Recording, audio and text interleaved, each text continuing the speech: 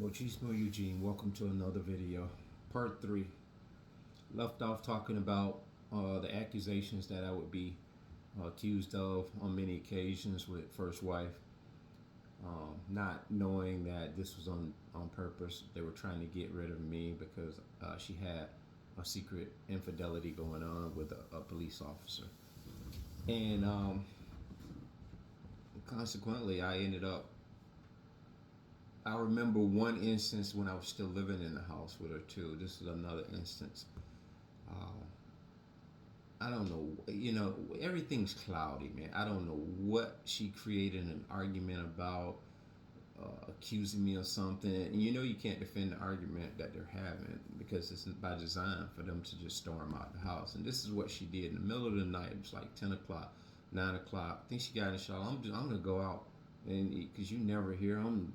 So she's just talking crazy, very irrational stuff. You're just gonna get in the shower and go out because of what? Because I'm never here because I work overnights at it was either Lowe's or Walmart at the time, and mowing lawns a big part of the day while she was at work during the day. So the overnight thing, I would be there, but I would be able to get home in the morning, and I would be the one that would get the children ready for school and see them off for school.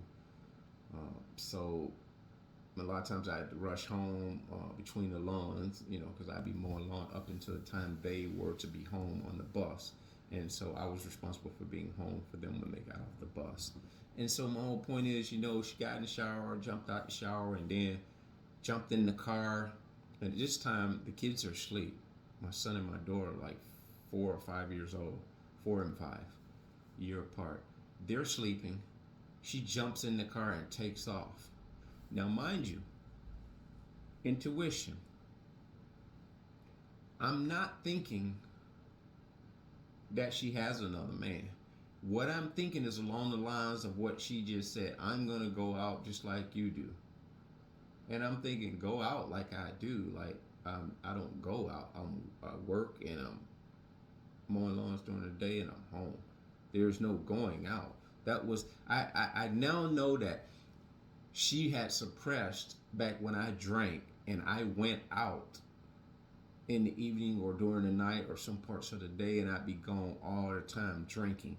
I really do believe the abuse syndrome had her replaying all the hurt and the pains and the things that I had done. And by her having this infidelity behind my back, that was knee-jerk in how she came out of her mouth with it. That's why it didn't make sense when she said, I'm going to go out, stay out like you do. Because it just sounded so weird. She was rehashing years of what I used to do. I didn't catch that at the time. But as time went on after the fact, the dust settled and I was finally put out. You're able to, in isolation, really do gather your thoughts. And this stuff begins to make sense. So she took off in the car this particular night. And my intuition right away said she knows that you're there with the kids and you're not going to leave. So this is how she leveraged that. And so what I did, I politely, not in a rush, I methodically picked each kid up as they were asleep, held them in my arms like that, and carried them and put them in the vehicle. We lived out in the country, so it wasn't a safety issue. Somebody coming out taking the kid, and I put one in my vehicle, and I think it was in my truck or my car. I think it was my truck. So I put my son, I think, first in the middle, kind of set him up right, put the seatbelt on. They were still asleep. They never woke up. Got my daughter, put her in the car. Brought a blanket. I proceeded to go to her mother's house, which she didn't live, but maybe from where we lived, maybe a 5-minute drive. And so I drove over there to her mother's house, believing that that's where she went, because she was just trying to give me an impression that she was just going to have me wonder where she was. She's going to go out. I'm going to go out like you do. That's what she said. So my only instinct was to go to her mother's house. I'm thinking she's noble. This girl doesn't have nobody. She's going, where's she going? She don't club. She don't. So she's going to her mama's house. She's trying to get me upset for some reason. So this is unbeknownst to her. She don't know that I'm driving to her mom's house. This is almost 5 minutes after she left. So I'm thinking I'll get there in 5 minutes. She's been gone about 5 minutes. And lo and behold, she'll be there at her mom's house. Maybe I can talk some sense in her mom as to why she keeps on acting the way she does. I'm trying to do as best I can by her. We don't have a bad life. I'm not drinking. I'm not arguing with her. We don't have problems like that. I don't understand. So that's what my mindset is. So I get there, pull in the driveway. Her mom comes. I don't see her car. My wife, no car nowhere. I'm thinking she might have put that car in the garage. To this day, I don't know if that car was in the garage. It was a 2-car garage, but I do know the husband, her mom's car was in one side, and I think the father, because it was a 2-car garage. So it really wouldn't have been no room for a third car. So now I'm really realizing her car was just not there. She wasn't there. So her mom comes out, and this is telling what I'm going to tell you here. She comes out because her mom probably already knows that she's left in the way that she left our house. And this is why, because she comes out and says, "Where are those kids?" And I say, "Why would you ask me where the kids are? You must have known that your daughter was leaving the house as she just did. What's going on with her?" She said, "Where are those kids?" I say, "The kids are fine. Don't continue to ask me about the kids." I say, "Where is their mother?" She did not want to answer that. She didn't answer it. She was fixated on, "Where are those kids?" And she didn't know that they were laying down on the seat, and nor did I provide that to her. Because I was under firm belief that her mom knew damn well what her daughter was up to. So I took the kids, I went back home, and I don't even know how I approached that situation after the fact. I don't even know if I argued. I don't think I argued with her. I basically just said that was crazy stuff you did. Why would you leave? You know, the kids in the middle of the night leave me here. Why would you even do that? I really don't know conclusively what happened with that situation thereafter. But I went on. We continued to live and cohabitate together. And there were instances where she would just create arguments and say, "I want you to leave. I want you to leave." Now knowing this, what I know, she was just really uncomfortable living in the house with me now. Because you got to understand, she's doing some dirt. So now I know that this is a devaluing stage. You see where I'm going? This is how I can look back at my life and say, wow, you know, the most recent narcissist causes us to look back at other relationships and causes us to say, wow. That's all we can say is wow. We know what we know. We can't unsee what we see. The patterns are there. Get the point. So it was times where she'd say, "I want you to leave, I want you to go." And I remember the time my daughter, my little daughter, beautiful little something, we had entered her into the modeling. Like, not so much the John Benet Ramsey, but I don't know if she even did anything with it. But we got her in the model. I think it was, we wanted her to get into like sporting magazines, or just like Walmart generally has the kids in there modeling clothing, something like that. And so the application where it says ethnicity, I had to sign it, so it was on the island in the kitchen, and I was just reading it through, and I saw ethnicity, and she marked white, and the kids are biracial. And I said, "Babe, you put white." I say, "They're not white. They wouldn't go into the description of just white. And, you know, that's just biologically factual that you can't, I mean, they're either biracial, they could be black, they could be other, they could be anything but white." And you can look this up and check it out if you choose, but they can't be white exclusively. And so I said this, and she's a nurse. She looked at me and she said, "They are white. Look at them." And I didn't laugh at the time, but I looked at her like, "You're a nurse. You know, medically, not even medically, but would it be biologically, genetically, the chromosome thing and this and that. I used to know how to word it. I think the black chromosome, male chromosome, is dominant over the female uh, Caucasian chromosome, thereby making them either biracial, black, other, mixed. So, anybody knows uh, anything more on that? Enlighten me in the comments. So it was very trivial for the most part, but I did point it out just because I just saw it said white, and I didn't make a stink out of it. She said, "They are white. Look at them."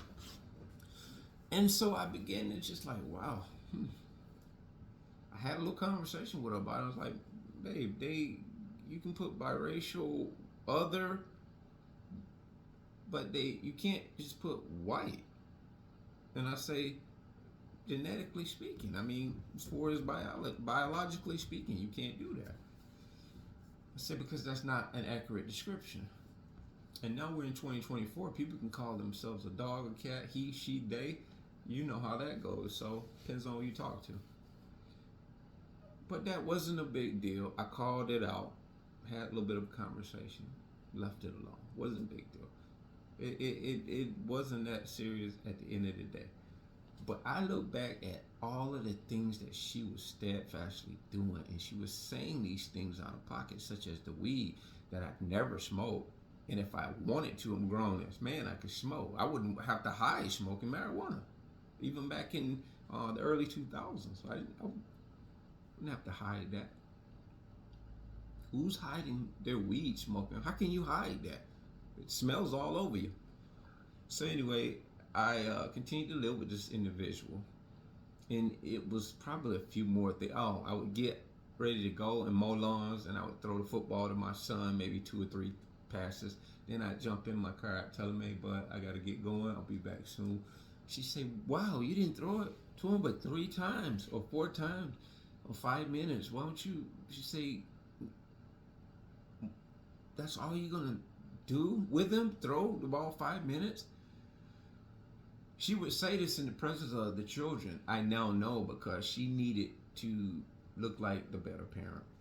And it's really subtly sadistic. I look back at it. I gave her a lot of credit for being a very decent woman, and I would normally never have anything ill to say about her because she stuck by me. She took and she tolerated so much from me by way of the abuse and what I took her through. And I thought maybe because she knew that none of this was intentional, it's just because I had lost my way as an individual, became very, very deeply addicted to alcohol, which I was already an alcoholic. I was addicted, full blown. Got to the point where I was not as functional. And this is where the crossroad came in, where she began to just put her foot down. And this is when you get the backlash from an alcoholic or a drug addict, when you start putting those boundaries down, much like we do Awaken Empath to the narcissist. And we rage. Sam Vaknin has said, and this is something important to listen to, and I've said this in a video. I listened to Sam Vaknin. He said he said even when a person is going through an alcoholic rage, it is very much like a narcissistic rage, even though he may not be a narcissist. Go check him out when he talk about that. And that blowed me away. And this was like a couple years ago, and I listened to this. I've been sober for 20-something years old. I readily attached my mind and my thought process to that because there are things I went through and took my wife through by way of my alcoholism that I don't even remember doing. I've had these things called blackouts, where a piece of that memory of what that incident was, it is erased from your brain and you never even get it back. I thought a blackout was when you just pass out at night from being drunk and wake up the next day and don't remember. But that's a part of it, but the incident that predates you going to sleep, you don't remember that either. So it's real, because if you have somebody out there that's an alcoholic and they tell you they don't remember something happened, they may be telling you the truth. And to this day, I don't remember a few of the things I took her through. Not in the way that I should remember them. I'm not able to tell you what I did this at this moment or that moment. I can tell you something I did up to a point, and after that, it's just a blank. So she eventually got me put out by way of that alleged intentional assault on her, which was accidental. But that was all she needed to get me out. And when I made that deal with them, I didn't see my kids for 5 years. Acted almost as if I didn't have kids. I talked about them a lot, but hands were tied, and I just accepted it. I accepted it because I still, at this point, didn't think she just did me a dirty one. And I didn't tell you this part, guys, and this might have been mentioned in a video maybe a couple years ago, a few years ago, but I'm gonna say it. I'm gonna tell you again. While I was living with my wife, I got a letter in the mail. Let me get into the camera. I got a letter in the mail, and it's cold outside. It's warm in here, but for some reason, it's 25. It says feels like 16. I got a letter from the family court, and it was a paternity letter. I opened this letter, and it said, "You, XYZ, are to be in court.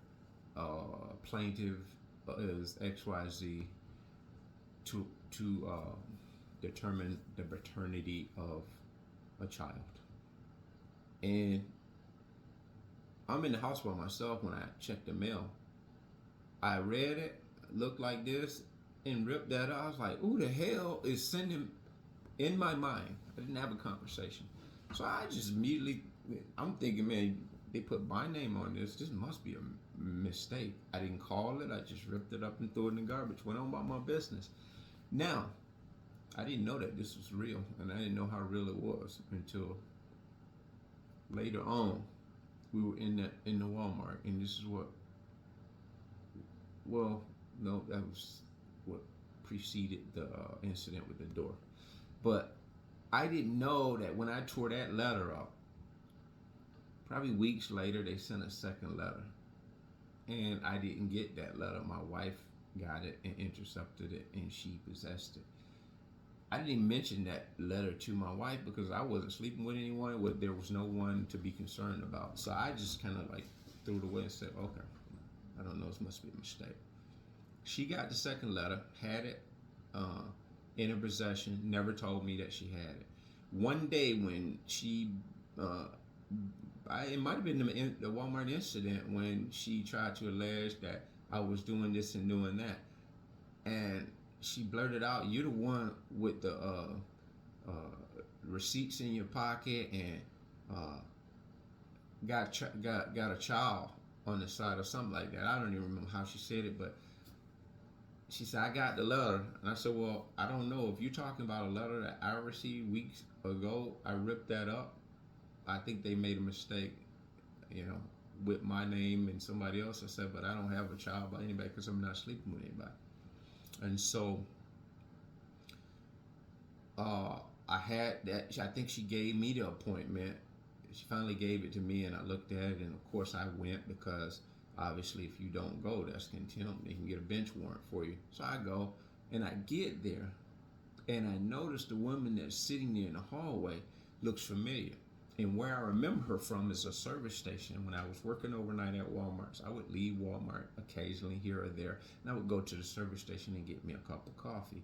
And in doing so, it was this female attendant or cashier at that particular gas station, and they had TVs and stuff. And that's back when I would watch TV. So I would go in there, I'd watch TV, and I'm looking up, and she would have like small chat with me, small talk, and we got to know each other as just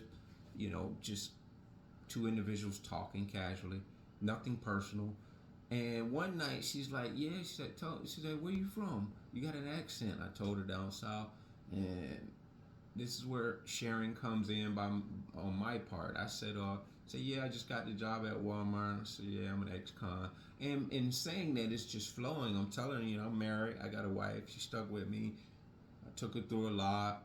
So I'm actually just telling this story because I'm very grateful and thankful that my life is going good. And I just kind of wanted this young lady to know, uh, I'm married. My wife is a very decent woman. She stuck by me, and we got two beautiful kids. And I began to relate to her, like, you know what? She said, "What you got, man?" I said, I went through some stuff with her, and back and forth to county jail.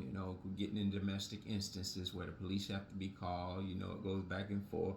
I go to jail. She bonds me out. I get drinking, go back, this and that and that and other. And I said, it was one time she pulled the bond on me because she told me that if I drank, she was going to pull my bond. So she had me arrested. The girl blurted out, "I don't think you need to be with her." Now, at that time, I didn't think like I think now, but even back then, I told her right way. Not in a mean way. I say, "You don't even know my wife." I said, she did what she was supposed to do. She was supposed to call the police. I said, if you were an alcoholic, alcoholics don't got no rationale. I said, she probably was afraid. She did what she had to do. I said, at one point, I was real mad at her and didn't think the way that I think now. I said, but people have to make decisions based on people's actions. And so I'm thinking that this is like an education moment for her as a woman, because maybe she's one of those women that just say, out with the dishwater. No rationale whatsoever. And so I didn't think much of it, but not knowing that if this girl was a narcissist in 2024, looking at this, very well could be, especially with her alleging this was the woman that was alleging the child was mine. Had never slept with her, had never had intimacy with her whatsoever. So let me show you. I'm at this courthouse on a maternity test. I wait for them to call me in this little room. This Caucasian woman, she's short, calls me in, shuts the door, just me and her in there. She's about to extract my blood. But before she does that, she say, She looks around. We're inside, the door is closed. She looks around like she's trying to make sure there's nobody else in the room. She said, "I normally don't say nothing in these situations." She said, I'm not partial to anybody. I just do what I have to do. She said, "Keep my opinion to myself." She said, "But I must tell you something." Because she could see the look in my eyes like, I don't know what the hell I'm doing. And she could see that look. She said, "I'm here to tell you something. I've did this for a lot of years." And she said, "I've even been involved with a few black men." She was white. She said, "A few black men that had mulatto kids." And she said, "I've drawn blood and I've seen a ton of mulatto kids doing what I do. Biracial. That's what you call mulattoes down south. Sorry. Biracial, mixed." She said, "In all the years I've been doing this," she said, "there is no, that child is all Caucasian as far as I can tell." She said, "That child does not look like you. That child doesn't have any Afrocentric features, notwithstanding pigmentation." But she says the pigmentation of a Caucasian child and a mixed biracial child is distinct to what I know visually. She said, but even that, the child does not even look like the mother. It looks like the father, whoever that father is, and it doesn't look like you. None of the features are Afrocentric. And so she said, so I wouldn't even be concerned about this. And I was like, I really am, but it's good you said that. I ain't never even been with this girl. And she said, hey, she said, you ain't got nothing to worry about. But of course, I had to wait it out. It's almost like a Jerry Springer thing where you go to court, or Maury Povich thing where you're waiting for them to tell you you ain't the father. This judge reads it this way. He said, Mr. XYZ, the results are in, and it is 99.999% that you are not the father. And they read it like that, having you believing you are And the "you are" precedes, more than likely, this dude's about to say, "I'm the dad." And that just sounded like where he was going with that. And boy, you want to talk about nerve wracking. Even though I hadn't slept with this woman,